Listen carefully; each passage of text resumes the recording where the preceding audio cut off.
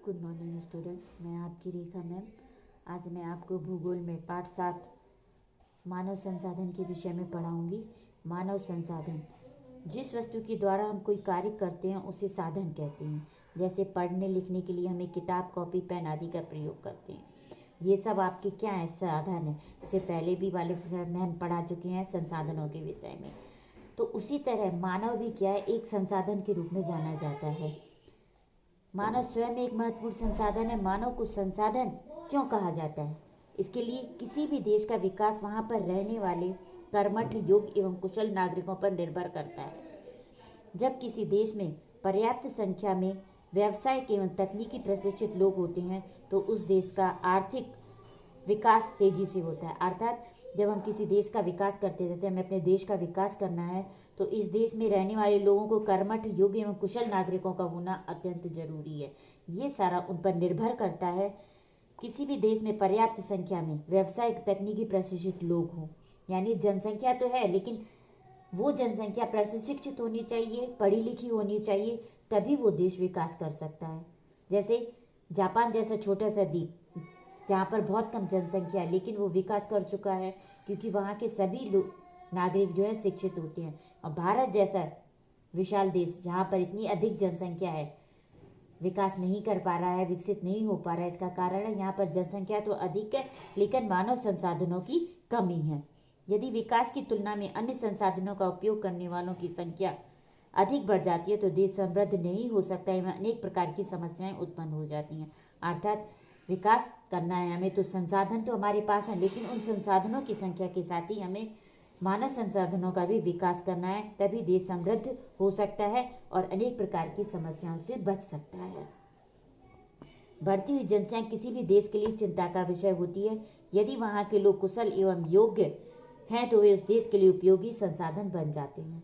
यानी जैसे हमने अभी आपको अपना देश का एग्जाम्पल दिया था कि हमारे देश में जनसंख्या तो बहुत अधिक है लेकिन मानव संसाधन नहीं है, यानी शिक्षित और प्रशिक्षित लोगों की कमी है। और ये हमारे देश के विकास में जो है बाधा उत्पन्न करती है। तो वही कहा गया कि यदि वहाँ के लोग शिक्षित, कुशल हैं, शिक्षित हैं तो वह देश विकास करेगा। जनसंख्या की इस स्थिति को अनुकूलतम जनसंख्या की स्थिति कहा जाता है। अर्थात परिभाषित कर सकते हैं कि अनुकूलतम जनसंख्या जनसंख्या की वह स्थिति है जो देश में उपलब्ध भूमि, सुविधाओं एवं अन्य प्राकृतिक संसाधनों पर दबाव न डालती हो। अर्थात अनुकूलतम जनसंख्या वह है जो जनसंख्या देश में उपलब्ध भूमि, सुविधाओं एवं प्राकृतिक संसाधनों पर दबाव न डाले, यानी इन संसाधनों से जनसंख्या अधिक ना हो।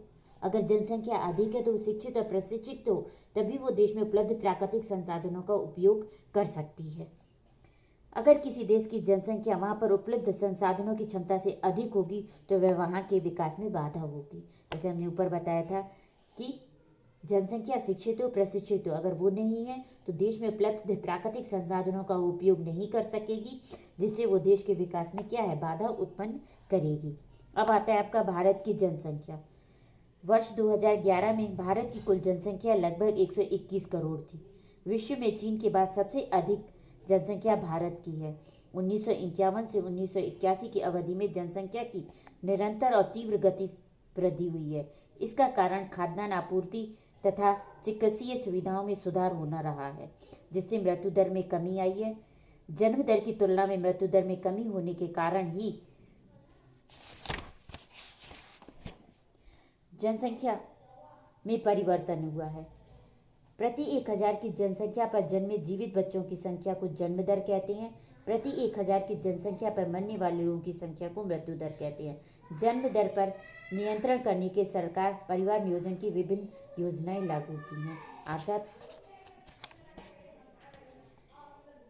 हर 10 साल में आपकी जनगणना होती है, तो 2011 की जनगणना के अनुसार 121 करोड़ की लगभग हमारे देश में जनसंख्या थी, जो चीन के बाद भारत का विश्व में दूसरा नंबर आता है। 1951 से 21 की अवधि में जनसंख्या की निरंतर तीव्र गति से वृद्धि हुई है। इसका कारण है मृत्यु दर में कमी और जन्म दर में अधिकता, यानी मृत्यु दर कम हुआ है और जन्म दर अधिक है। मृत्यु दर कमी होने का कारण है कि हमें डॉक्टरी या चिकित्सीय सुविधाएं अधिक प्राप्त हुई है। अब आता है सवाल कि जन्म दर और मृत्यु दर किसे कहते हैं? तो जन्म दर कहते हैं प्रति 1000 की जनसंख्या में जन्मे जीवित बच्चों की संख्या को हम जन्म दर कहते हैं। यानी एक वर्ष में प्रति 1000 व्यक्तियों की लोगों पर जन्मे जीवित बच्चों की संख्या को हम जन्म दर कहते हैं। और मृत्यु दर उसका उल्टा हो जाता है, प्रति एक वर्ष में प्रति 1000 की जनसंख्या पर मरने वाले लोगों की संख्या को मृत्यु दर कहते हैं। जन्म दर पर नियंत्रण के लिए सरकार ने परिवार नियोजन की विभिन्न योजनाएं लागू की। जनसंख्या वृद्धि पर नियंत्रण करने के लिए सरकार ने जन्म दर पर नियंत्रण करने के लिए कई पारिवारिक योजनाएं लागू की हैं। भारत की लगभग आधी जनसंख्या उत्तर प्रदेश, महाराष्ट्र, बिहार, पश्चिम बंगाल, तमिलनाडु और मध्य प्रदेश राज्यों में निवास करती है। शेष जनसंख्या 23 राज्यों और 7 केंद्र शासित प्रदेशों में रहती है। भारत की जनसंख्या का लगभग छठा भाग अकेले उत्तर प्रदेश में रहता है। उत्तर प्रदेश की जनसंख्या की वृद्धि दर राष्ट्रीय वृद्धि दर से अधिक है। यानी भारत की लगभग आधी जनसंख्या उत्तर प्रदेश, महाराष्ट्र, बिहार, पश्चिम बंगाल और तमिलनाडु और मध्य प्रदेश राज्यों में निवास करती है। इन क्षेत्रों में जनसंख्या का निवास अधिक है। शेष जनसंख्या 23 राज्यों, 7 केंद्र शासित प्रदेश है। अब 7 केंद्र शासित प्रदेश नहीं हैं, अब आपके 9 केंद्र शासित प्रदेश हो गए हैं। 23 राज्य और 9 केंद्र शासित प्रदेश हो गए हैं। लद्दाख और जम्मू कश्मीर भी आपका केंद्र शासित प्रदेश हो गया है। जनसंख्या का लगभग छठा भाग आपके केवल उत्तर प्रदेश में रहता है। उत्तर प्रदेश की जनसंख्या की वृद्धि जो है वो राष्ट्रीय वृद्धि दर से अधिक है।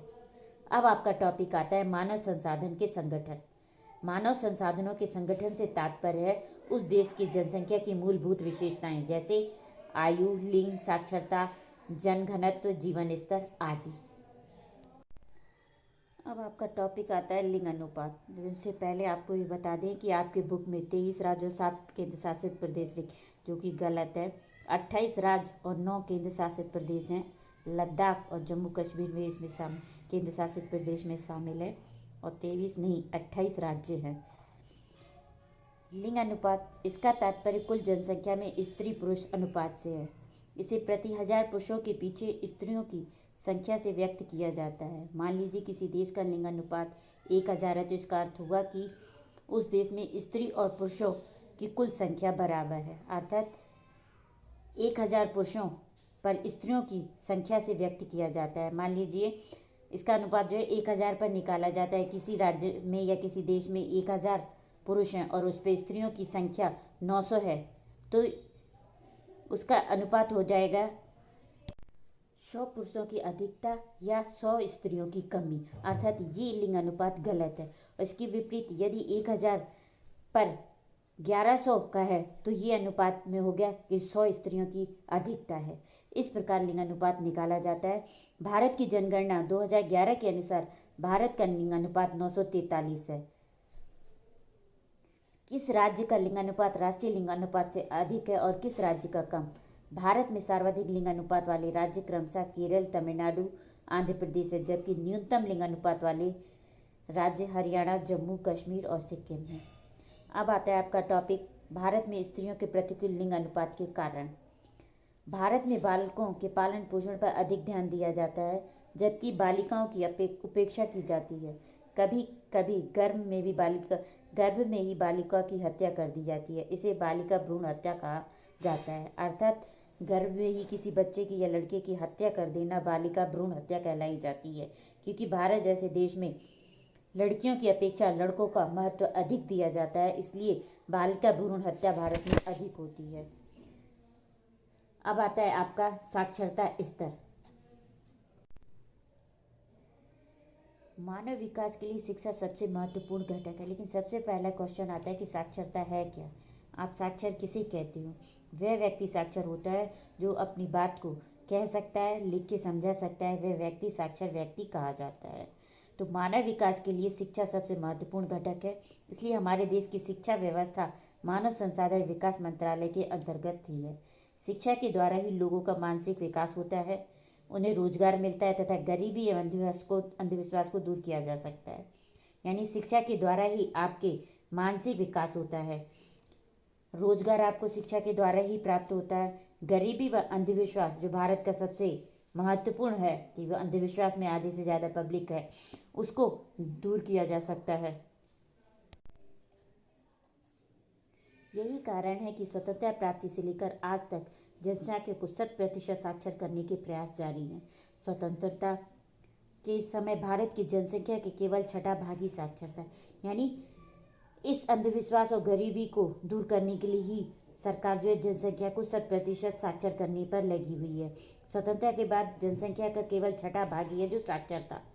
वर्ष 2011 में देश की 73% जनसंख्या साक्षर है, जबकि उत्तर प्रदेश की 6.7% जनसंख्या ही साक्षर है। भारत में सर्वाधिक साक्षरता वाले राज्यों में क्रमशः केरल, मिजोरम, गोवा है, जबकि न्यूनतम साक्षरता वाले राज्य क्रमशः बिहार, अरुणाचल प्रदेश, राजस्थान है।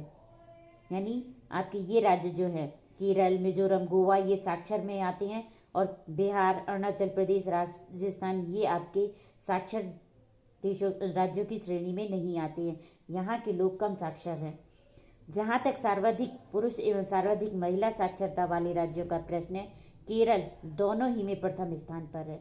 भारत में स्त्रियों की तुलना में साक्षर पुरुषों की संख्या अधिक है। जब भी बहुत से स्थानों पर बालिकाओं को विद्यालय भेजने में भेदभाव किया जाता है। आज भी कई राज्यों में, कई गाँव में लड़कों को पढ़ने के लिए तो भेज दिया जाता है, लेकिन लड़कियों को भेजने नहीं दिया जाता है। इसलिए सरकार द्वारा बालिका शिक्षा को प्रोत्साहन करने के लिए विभिन्न प्रकार की योजनाएं चलाई जा रही हैं।